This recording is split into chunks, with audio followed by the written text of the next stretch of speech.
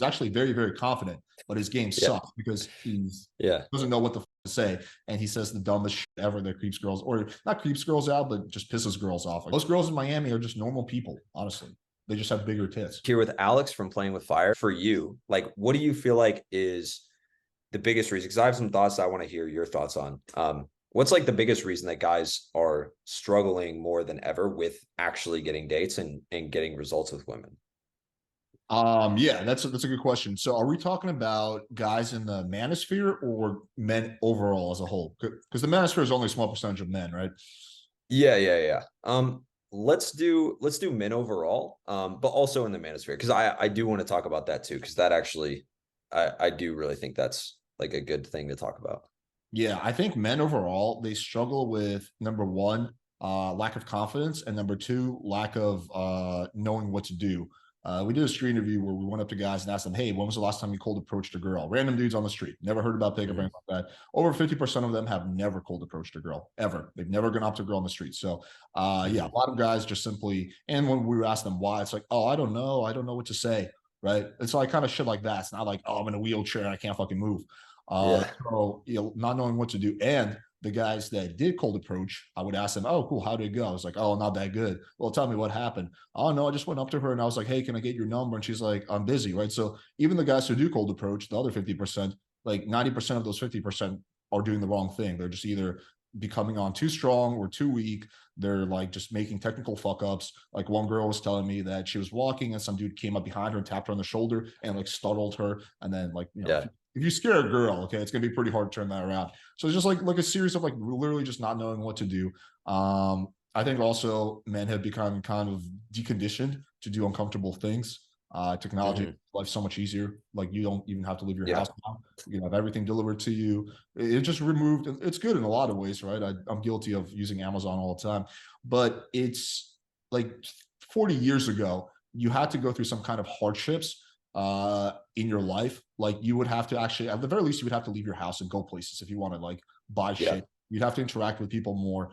If you want to meet a girl, like if you want to, I guess, like whatever, have a sexual experience, there was no like OnlyFans or porn. You have to actually go out and meet a girl, or you could jerk off in the corner. Those were your options. Versus now, Yeah. there's this weird in between where you can like pay for girls OnlyFans and you sort of feel like you're getting intimate experience even though you're not, right? So just guys have become so deconditioned to doing things that make them uncomfortable. At the end of the day, going up to a girl that you don't know, for the vast majority of men, is something that's uncomfortable, at least initially.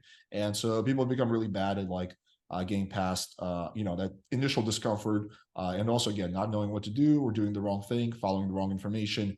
I would say it's probably some combination of all those things. Yeah. I'm actually curious, like, what do you think is, because I'm like definitely a believer of like the main thing is like just lack of confidence. Like, guys can say that they don't know what to say or whatever, but like the guys that say they don't know what to say and that's why they haven't approached a girl, it's exactly what you said of like they're just not used to doing things that are uncomfortable. Like they're terrified to do anything that's like out of the ordinary. They don't want to look creepy, they don't want to look weird. And it's like, well, you have to risk that. You have to be willing to risk that to be able to make anything happen. Like, you have to put yourself in the situations. But with the like lack of confidence that guys have, like, I guess, where do you feel like that is coming from? Confidence comes from competence. So the more you do something, the more confident you become in it. Everyone, there's some baseline confidence that you have. So if you're someone who's like very successful in a lot of things, you might start off at a higher confidence level than someone who's not successful at things. But in the, end of the day, if you're new to cold approach, you're not going to be confident in activity, at least initially, because it's something you're not good at. Versus if you've already approached hundreds of girls, you've had success, you're going to be a lot more confident. So it comes from competence. And when you don't have competence in something, you're not going to be confident. And again, there's some level of core confidence. Like, there are some people who start at a much higher point simply because they're just more naturally confident, but still, you can't really have full confidence without competence. Also, just to touch on the thing you said before with lack of confidence, yeah, I agree that's a big issue, but confidence alone is not enough. Like, if you look at someone like Myron Mm. Gaines, he's actually very, very confident, but his game Yeah. sucks because he Yeah. doesn't know what the fuck to say, and he says the dumbest shit ever that creeps girls, or not creeps girls out, but just pisses girls off, I guess is a better way of saying it. So Yeah. confidence is good, it's important, but confidence alone isn't enough. You do need to have at least somewhat of a correct strategy, at least somewhat of an understanding of women. Just blind confidence can get you results, but it's going to be very sporadic results. Yeah. Yeah. I think the thing, maybe it's not confidence. Maybe it's like another word I'm looking for, but just like the ability to like go into an interaction. Like I know for a fact that like the biggest thing for me was I went through The Natural by RSD Max, like when I was like 18 or whatever. Mhm. And that was like one of the best courses I've ever gone through in my life because like one of the big things was like you just need to go into the interaction and like know that you're going to be fine no matter what.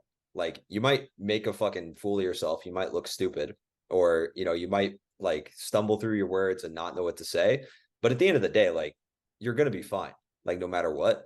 And I don't, maybe that's not, I guess that's not, maybe that wouldn't be confidence for you, but like that, I don't know, feeling that you're going to be fine no matter what, like, and being able to take action. It's really just like the ability to like take action and know that you're going to be fine either way. Does that Yeah, make sense? it's not worrying about the outcome. Basically, it's being free. Yeah. I think ours they used to say outcome free or whatever. I think that's the term they used to use. Yeah. Yeah, sure. I think that is a big part of it, but I think also a lot of guys logically know that, but knowing that logically is not enough. You have to subconsciously Yeah. internalize that because even if you logically know, like, okay, well, nothing can really happen, right? But they still go in there and they're Mm, still subconsciously like, oh my God.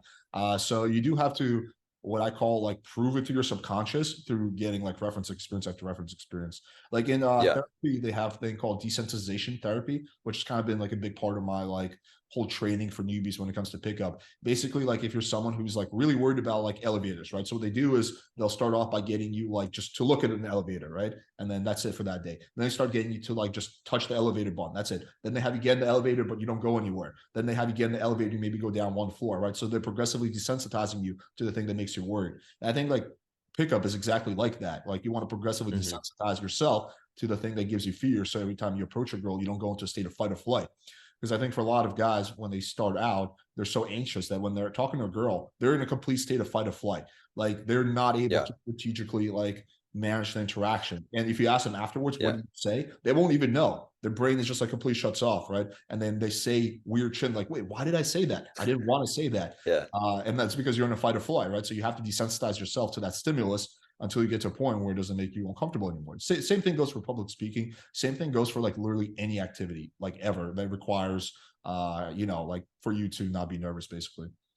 Yeah. No, yeah, I totally agree. I think one of the biggest things that, you know, well, honestly, I think I have this later, but like one of the biggest issues that I think guys have is just that they want to get better with women. And then this is kind of the issue that I think the red pill space has and like the manosphere in general has, which is like the solution to getting better with women for like 90% of guys for some reason is not talking to more women. Yeah. Like I don't get that. Like it's just like the way you would get better at it, like the way you would get better at sales, like you take more sales calls. You don't like go to the gym and like build up more confidence. You don't like do all this other shit. You don't like maybe you dress better and like that makes you feel better, but like that's not going to do as much as like actually taking more sales calls. It's the same thing with talking to girls. Like you're just going to get better at talking to girls by talking to women. Like Yeah. I actually I don't understand that at all. Yeah, I can explain it. So that's why initially I asked, are we talking about manosphere or not manosphere? Yeah. Because the people in the manosphere have their own unique issues that I think the average normal guy doesn't actually have. And that what you described is one of them. That's more of like a red pill thing. Uh, I'll explain to you their logic and why it's flawed. Their logic is that if you level up as a man, girls will come to you. So it's basically like Mhm. if you get your shit together, then girls are gonna get like a fucking ping on their phones, like, "Hey, Johnny from down the street just leveled up as a man. You better go over there and suck his dick." That's literally how they think it works. Like, not to that Yeah. extent, but like that girls will come to you. But at the end of the day, unless you're like a celebrity, girls are not gonna come to you. I don't care how much fucking Yeah. leveling up you did. I don't care how fucking how good of a shape you're in. At least not significantly. Okay, once in a while, sure, but the vast majority of guys, for the vast majority of the girls they sleep with, they have to initiate. Okay, it's not often that hot girls will do the work for you. So there's no way Yeah. around like actually, but I think really it comes down to avoiding things that make them uncomfortable. I think it's a lot easier not physically but more like emotionally to like focus on your business and focus on going to the gym and like read self-development books than it is to go out and talk to a random Mhm. girl you don't know because of that initial fear you have. So it's just like it's kind of like basically a massive form of procrastination. It's like, hey, let me do all this other shit besides the thing that I actually need to do to get better at the thing that I want. And then like they get to a point where they realize it doesn't work. And they're like, oh, maybe I need to make 7 figures instead of 6 figures. Maybe I need an 8 pack instead of a 6 pack, Yeah. right? Yeah. Yeah. The only way, like the best way to get good at something is to work on that thing. Exactly. Like you Mhm. can have secondary benefits, like getting in shape will give you some secondary benefits, but it's not going to be nearly as much as talking to girls. You can't replace the core thing. Like for sales calls, for example, you can, like meditate and you can like, I don't know, practice in front of a mirror and you can do affirmations and maybe those will have benefits. That's not a replacement for actually calling people and talking to them on the phone. But again, it's just like massive procrastination, basically. Yeah. No, absolutely. I mean, I can attest to this. So like a lot of my clients are not uh they actually don't look like me at all usually, but I'm 6'6" and I'm like 220 pounds. I'm in like decent shape. I'm not like crazy and in good shape. Dude, I don't think I've been approached one time by a girl that didn't immediately ask me to buy her a drink. Like ever. Like in my entire life. I'm 27. And like I used to go out a lot. And so it's like girls aren't coming to me. And I'm like some like 6'6", like guys would be jealous to like have some of the genetics that I have. And I'm not getting fucking approached. Six, Like six, that's yeah, not dude. happening to me. I don't know if I would want to be Like, 6'6". I think 6'2", 6'3" would be ideal height. Because 6'6", I feel yeah, like no, for sure. if you're trying to make out with a short girl, you probably get like some neck pain and shit. Yeah. I mean, it's yeah, no neck pain, but like it's definitely like I don't know. I like short girls. Like my girl, she's like 5'3", 5'3", I Yeah. think. Yeah, my girlfriend's But 5'3". yeah, it's I mean it's fine, but I think the main thing is like maybe girls are like intimidated or whatever. I'm like so tall that it's like, oh my god, like that guy's fucking crazy. But you see guys that are like actual like NBA players and shit, like they're getting girls approaching them and stuff like that. So it's like there is a certain level It's only where girls celebrities, will approach basically. you. Yeah, it's Yeah. not even being rich. Like if you have $10 million, girls are not going to approach you. You need to Yep. have it's fame, really, and that's like 0.001% of men. Becoming famous is not realistic for 99.99% of people who are watching this. Yeah. No, absolutely. Yeah. You mentioned earlier Myron having like really bad games. And I did a video, like, I don't know, it got like no views, but I reacted to one of his like interviews that he did with a girl that was like supposed to be like a mock date thing with like Yeah, I yeah, think her I name know was which one you're Cheyenne talking about. Reynolds. I actually Dude, did. I oh my God, I watched that. And what I think it is like he gets so much validation from like the guys in like the super chats being like, yeah, fuck that bitch, like basically like dunking on the girls that he's like making fun of, that like he almost like he's like optimizing for like the validation that he knows he's going to get from his audience rather than like actually Actually, like no, having I a would good disagree with you interaction. simply because I knew Myron before Fresh and Fit was created. He was there's like backstories. He used to actually be a big PWF fan. He like slid in my Okay. DMs and like we met up a few times because we both lived in the same city and like 2018, 19, like I didn't have nearly it was like really flattering in those days that like someone Mhm. like, oh wow, a fan. Nowadays like Yeah. maybe I'll meet up with some, maybe I won't. But back then I was like, oh wow, this is flattering. So we actually went out and picked up girls. He was exactly the same way back then, exactly the same way. Oh, okay. Like nothing changed at all. Maybe it's gotten a little bit worse. I don't know, but it's like, yeah, he was always like super logical. And then as soon as the girl would like tease him or whatever, he would just like rage quit essentially. And I was like, that's why I stopped going out with him. I'm like, all right, this guy's like horrible. Yeah. Dude, guys get so mad. They get so butthurt when like a girl like teases them a little bit or like anything sort of happens. Like they're so like reactive. Yeah, that's definitely a flaw. Another one of I would say his like in just red pills in general, they think they can logic themselves into pussy.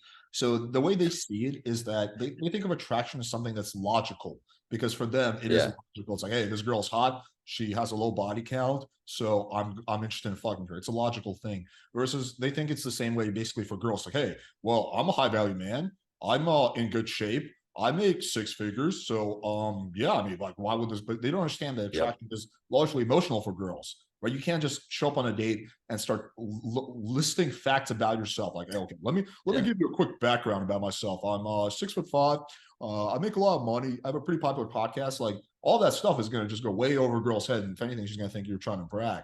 And that's like just this thing that they just can't seem to understand is that you have to actually vibe with a girl and attraction is emotional, right? You have to basically build sexual tension. You have to tease the girl. You have to fuck around with it. It's not something that's logical, and they can't wrap their minds around that. Basically, Yeah, no, for sure. And if you look at the guys that like red pill people look up to, like even like Andrew Tate, like I'm actually not that big of a fan of him in general, but I do like I have seen his game, like him flirt with girls. It is really good. Like he's Yeah, he very can do it. smooth. Andrew Tate is one of the few red pillars who can do Yeah. it. Yeah. Yeah, he's like funny, charismatic, like all those things that you actually need to like be good with women. So Yeah, for sure. whenever I like agree with that. the Yeah, Andrew Tate can definitely flirt. Andrew Tate actually legitimately does understand like how to attract a girl. I don't think he can explain it super well, because I think it's more yeah, intuitive for him, but he definitely can demonstrate it. Yeah, like I would venture to say that he would destroy every red pillar in like a pickup competition, even if he wasn't famous.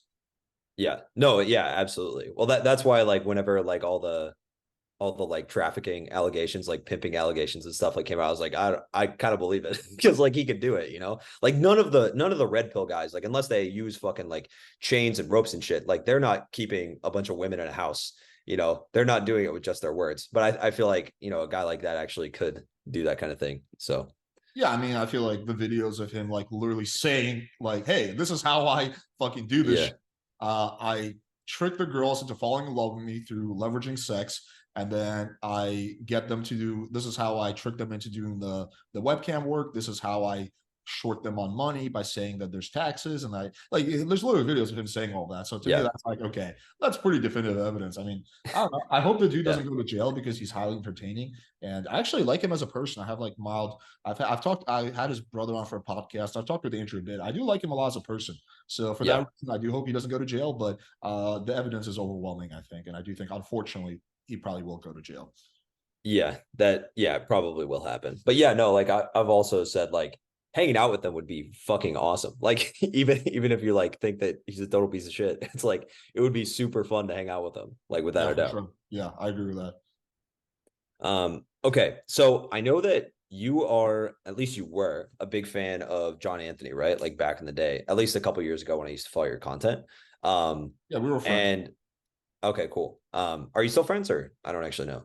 No, No, not really. you did not follow the whole saga? We had like a massive falling out. No, dude, I did not. I did not. Oh yeah. I'll have to look into that later. But yeah, so I guess one thing that because I do agree that like clearly he's really good, but like one thing that because you can't deny that, but one thing that I don't like, because I've had like some friends like go through his program and stuff like that. And a few things that he does is like you can tell it's like really like results at all costs. And there's not like it can get really toxic because you're just focused on like, okay, I want to get pussy, like I want to get laid at all costs, no matter what.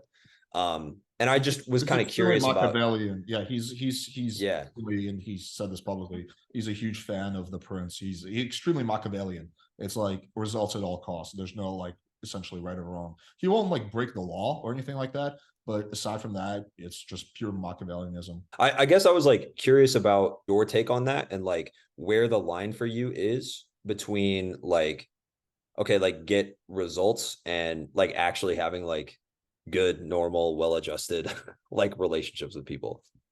I don't want to hurt people or lie to people. There's I mean, I don't mind doing white lies, but I would never feel comfortable telling a girl who's looking for a relationship that I am too if I'm just interested in having sex with her. I just wouldn't do that. I Mm, wouldn't feel comfortable like I don't know, like wait, I fuck this. This might come out. I can't say that. We have also like a legal agreement.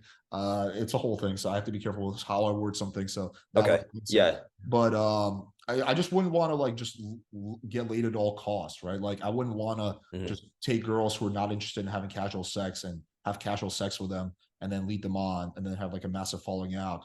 I wouldn't want to have to like lie to my girlfriend about what I'm doing. I wouldn't want that. So I definitely am not pure Machiavellian. I'm more like pragmatic, but there's like definitely an ethical Yeah. foundation behind what I do. But me and John are very different people in that sense. Like, uh, I'm not pure Machiavellian, for example, but he is. Yeah. No, that makes sense. I mean, I'm kind of like that as well, you know, like I'm very like as long as you're honest and upfront about what is happening and like what you're doing, then you know you can kind of and you can actually get away with a lot more than you think you can. Like you can have a pretty like crazy dating life Yeah, by just being honest and yeah, being totally upfront. Like you for can get sure. crazy results that like fucking, 14-year-old version of you is like freaking out, like, oh my God, like I never would dream of having like a dating life look like that when I'm an adult. While being honest as well. It doesn't need to be like this insane thing. I've actually found that like when you do lie, like it just comes back to blow up in your face anyway. And it causes drama, keeps you from working on other things like building a business or your career or whatever. Like it drains you a lot when you do that. Yeah, when I was like around, I think 19 or 18, maybe 20, between 18 and 20, I don't remember exactly what year, I just completely stopped lying, with the exception of like white lies. Like if I'm like late for a date and I had diarrhea, I'm not going to be like, yeah, I was just shitting on the toilet. I'll say like, but I can Yeah. say about white lie, right? Like I think that's different than like a significant lie. And by the way, just really quickly for your audience, here's a really good litmus test for whether something is a white lie or significant lie. After you have sex with a girl, if you're laying in bed with her and you tell her the thing that you lied about, will she care? So if you're laying in bed with a girl and you're like, hey, you know how I said I was like just stuck in traffic? Honestly, I had a really bad stomach problem and I was just too embarrassed to tell you that I have diarrhea. No girl's going to care about that. She's going to find it funny. Yeah. But, or if you're like, hey, you know how my Tinder says 6 feet? I'm actually 5'11. No girl's going to care. But if you're like, hey, you know how I told you I'm looking for relationships? Well, actually, I just want to have a one night stand. That girl's going to care. And that's like a really easy litmus Yeah. that you can use. Like, will that actually piss off the girl after you fuck her? But we're talking about lying. So like growing up, I guess like lie the normal amount. I wasn't like some chronic liar, but Yeah. like everyone like the average person lies here and there, right? But it would always cause me anxiety because I would always be worried that people would find out that I lied about something. And it was like I just had this like almost never ending anxiety about that. Like, oh, what if this person finds out? Because I used to also really care about what people think. And then basically it was just like almost a selfish act when I was like 18, 19. I was like, hey, I'm tired of having this anxiety. So I'll just stop lying so I don't have to deal with this anxiety. And then like that whole anxiety went away. And so I basically did it initially for myself, Mhm. but then I realized that actually when you don't lie, you have much better relationships, people trust and respect you more, all these secondary benefits of not lying, basically. So Yeah. so that's kind of like what it is for me. I don't know. Like I don't know if other people have that, but for me, I used to just feel this like constant anxiety whenever I would tell a lie that someone would figure out I was lying. Yeah. No, I mean, I think I definitely like resonate with that. Like, I think the biggest thing for me was I've been working in probably like the last couple years on just being way more open and honest, not even telling, I mean, telling maybe some white lies, but like not lying really at all. Like you said, you made that transition. And like for me, I think it was like a very significant like defense mechanism to like usually to protect my feelings, but like I would justify it like, well, it's just protecting like the feelings of like this person or whatever. It's like a lie that it's not necessarily that bad. Nothing bad happened that would like affect their life. It would just make them feel better if I told this lie and then it'd be fine. But then if that person finds out, obviously they feel like betrayed and hurt and it like fucks things up. And so that's something that I've been actively like trying to do better at as well. And like things are way better.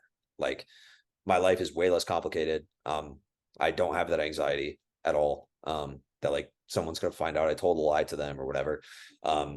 Yeah, it's like definitely the best way to live, I think. Yeah, for sure. You have much better relationships, guys, girls, whatever, family. Like when people trust you, like you just have Yeah. relationships and way less issues.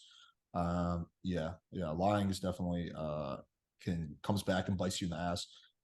And like also, I think what when it comes to like having a girlfriend fucking other girls, what I think that the thing that a lot of people get wrong is they think it's the actual act of them fucking the girl that like Mhm. pisses off your girlfriend. But it's actually, in my opinion, it's the lying and the deceit. So if you're actually upfront from the start, it's like, hey, listen, I cannot commit to monogamy. That's how it is.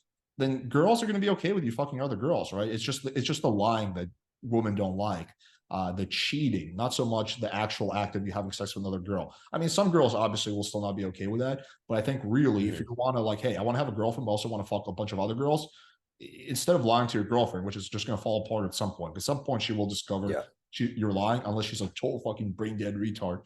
Um, Yeah.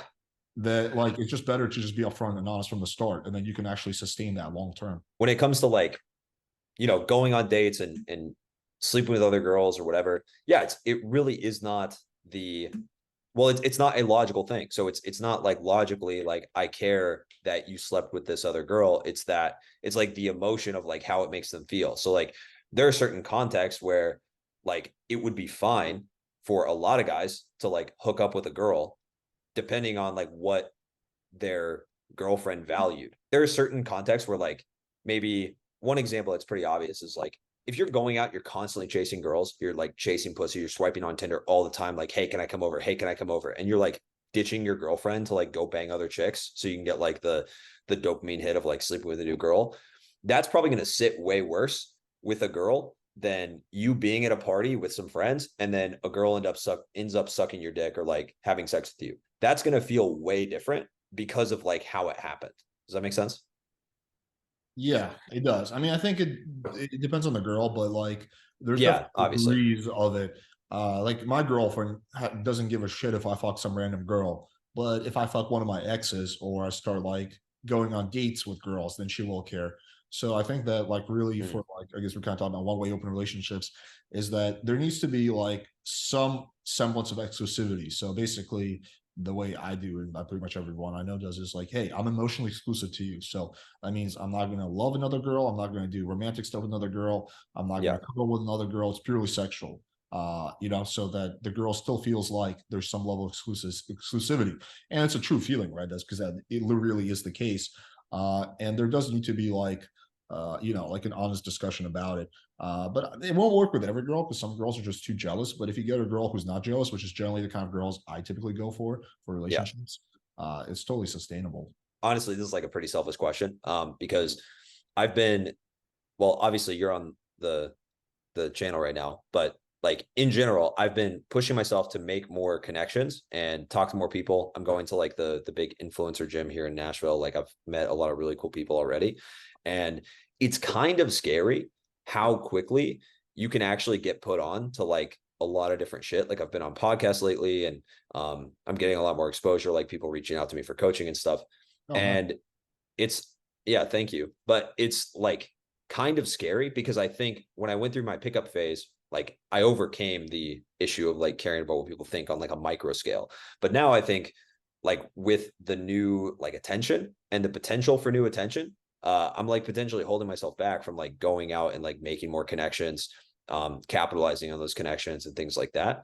And I was curious if you had any advice for like how you overcome like even greater levels of caring about what people think. Because on a micro level, I kind of have done that. I don't really care in like a small sense what people think.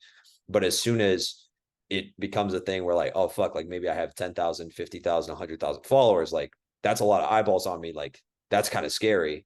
Like, Mhm. what would your advice be for like moving up in those levels? It would actually be the same as pickup, just pushing through the discomfort eventually goes away. Eventually, your subconscious adjusts to the new reality. So, just like consciously pushing past that discomfort, exactly the same way you would do with cold approach. You're nervous to approach a girl, you push through that. You're nervous to Mhm.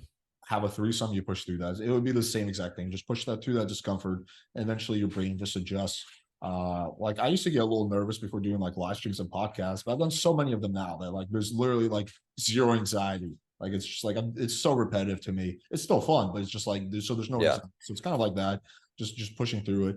I'll still get nervous, for example, if it's like I'm going on someone's really big channel and I feel like, okay, wow, this is like a lot of like exposure. Maybe I'll have like 5-10% anxiety, but yeah, I'll just push through that. And then next time I do it, it's not there. So I guess like why don't you think that in the dating advice space, why do you think it's not more common advice to like make friends and build social circles? Because like connections are so valuable for like your career and dating and like everything. Why do you think that's not like promoted more? Mm, well, I do think it is promoted. I do know a lot of people talk about it. Maybe not as much as cold approaching. I would venture to say it's a combination of things. Number one is that in order to like network, you still need to have good social skills. It's a little bit different than pickup, but there's also a lot of overlap. Most guys who are in the space are like average to below average. They have poor social skills, or they're a little awkward, and you're not going to be able to really network if you're like awkward, right? So you do need to have like Mhm. some like a high, at least moderate to a high moderate level of social skills to do that, and that rules out 90% of the people who watch this. So there's that. I think number two is that it may be intimidating for people. It's like, oh wow, these are all successful people. I don't know what to say, blah blah blah type of thing. But yeah, I feel like those two things go hand in hand, like cold approach and networking. I think they really go hand Mhm. in hand. Actually, they're kind of very synergistic, in my opinion. For obvious reasons, I guess. It's easier to like make more approaches, do more cold approaches, and then follow that up with like meeting someone like networking at like a bar or at the gym or Um, things like that. It's also a lot It's it easier like to network when you have something to offer. Like when, like for example, if I'm like networking and like they'll be like, "What do you do?" I'm like, "Oh, I have a YouTube channel." I'm like, "Oh, let me take a look," and they'll see like, "Oh, 170,000 subscribers," and it's like, wow, man, maybe I could have you could come on, I could come on your podcast, and then I could do this for you, right? So when you have like some value Mhm. proposition, is easier. And I do think most guys don't have a value proposition. It's like, what can you offer someone if you're like a cashier at 7-Eleven, like a 10% discount, So Yeah. I do think that's also probably part of it. Yeah. I think one thing that well, this might not work with like super successful people or like guys that are really only looking to like take in tons of value from new connections. But one thing that I've been talking a lot with like my clients about, and something that I've like realized recently, at least if you're like a younger guy, this might not apply if you're like in your 40s or whatever, but I think it still could. Like there's a lot of value in just like giving someone like a fun time, like just being like a fun person to be around that's like relaxed and interesting. Like I think people do still value that, at least in places where like maybe not Miami because like everyone's fucking crazy in Miami, right? But like even in Nashville, like I've noticed that people are a lot more like there's like professional athletes that work out at my gym that I've talked to, and like they come up to me and say hi to me just because I'm like relaxed, I'm like not freaking out. And I'm able to like have fun in like a short conversation. I think there's a lot of value in that. That's like a really good value proposition. If you have nothing, like that would be my advice is like the best value proposition at first, and then constantly think about how you can offer value and like be creative about how you can offer value to people. I think that's the main thing. Cause like even with like having you on, like I did a lot of thinking about like, okay, I want to make sure this is like a fun conversation for him because he's not going to get a ton out of it. I have like 500 subs on YouTube. So it's not a very big audience.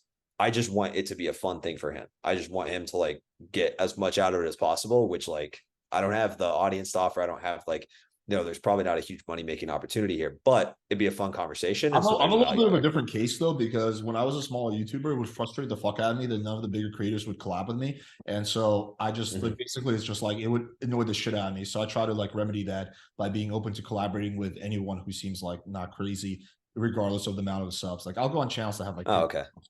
I don't really care. Just like if I feel like that person's like someone who's like, doing the right thing or whatever, like So for me, I think I'm one of the few people.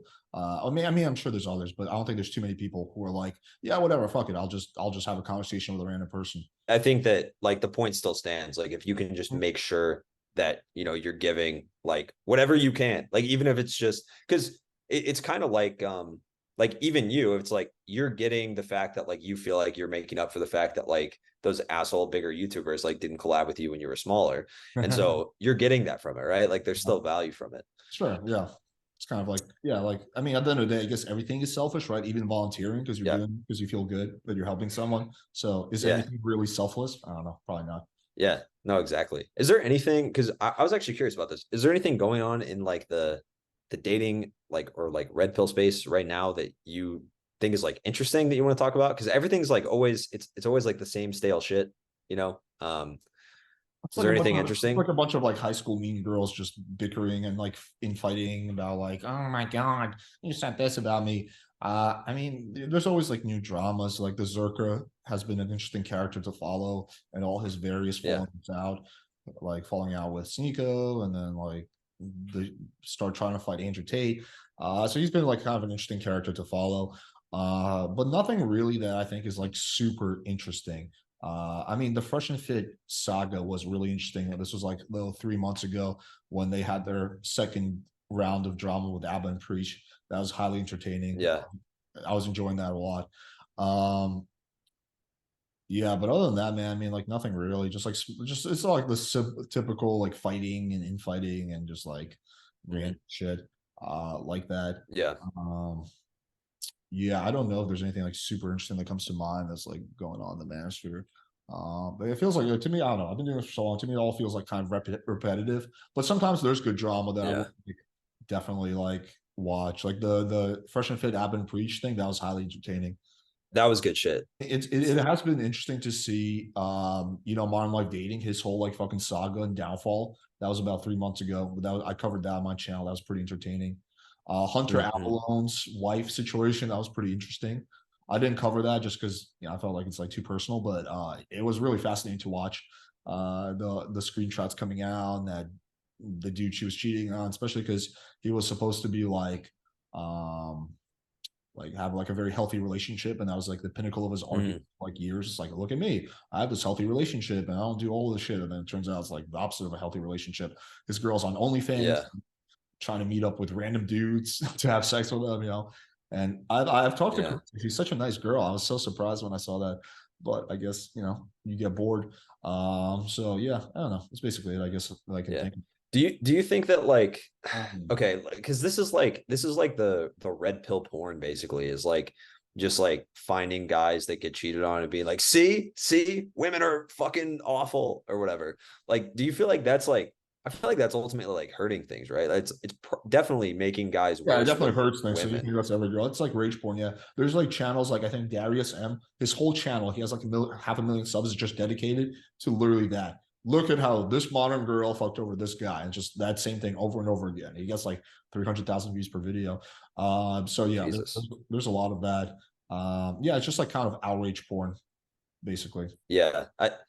Dude, I know this, like I have one client specifically that I'm thinking of that like for a couple years leading up to joining my coaching, he like would watch those videos of like a guy glances at a girl and the girl like causes a scene and like in the gym and like freaks out or like a girl makes a video about a guy being creepy at the library and like the guy wasn't doing anything wrong, like he was like being respectful and stuff. And like all those videos of like, see, look, women are out to get you. Like, society doesn't want you to talk to people. Like, just stay in your lane, do your thing, or like people are going to think you're creepy. I feel like that does really hurt people because, like, this guy, like, dude, I have been like working my ass off to get this guy to like loosen up and relax and like get used to it. And he can make approaches, but like, he still has that like brain shut off thing. And he's finally gotten to the point where like he doesn't really have that anymore. And it's awesome to like see him change out of that. But like, dude, it can be super harming. Like he was talking about it recently with me. Actually, he was telling me how like, yeah, man, I realized like I was watching all this stuff and it was very, very bad for me. And now that I'm not watching anymore, I watched one recently and it was like, whoa, like I can see how this like fucked me up. So yeah, I think those videos are like so bad for guys. Yeah, I agree. If you don't have like real life experience, you're not gonna you like at the end of the day, like those things are extreme outliers, right? Like there's stories about, for example, when you go on to do an operation on the shoulder and doctor operates on a different shoulder, right? Like massive fuck ups. Those stories are there too, but you wouldn't be like, oh, I broke my shoulder, but I'm not gonna do a surgery Yeah. because this one story, right? But then at the same time, there's this one story of a girl like being mean to a guy or whatever, and then like it's like, oh my god, it's every girl. But like those are extreme outliers. Like if you like actually like I go out and talk to girls all the time. That stuff has literally never happened to me. Maybe it will at some point, right? But those are extreme outliers, right? There's 150 million men in America. Like it's bound to happen to like a Mhm. few guys. But again, extreme outliers. Like how often does that really happen? Almost never happens, right? It's super duper fucking rare.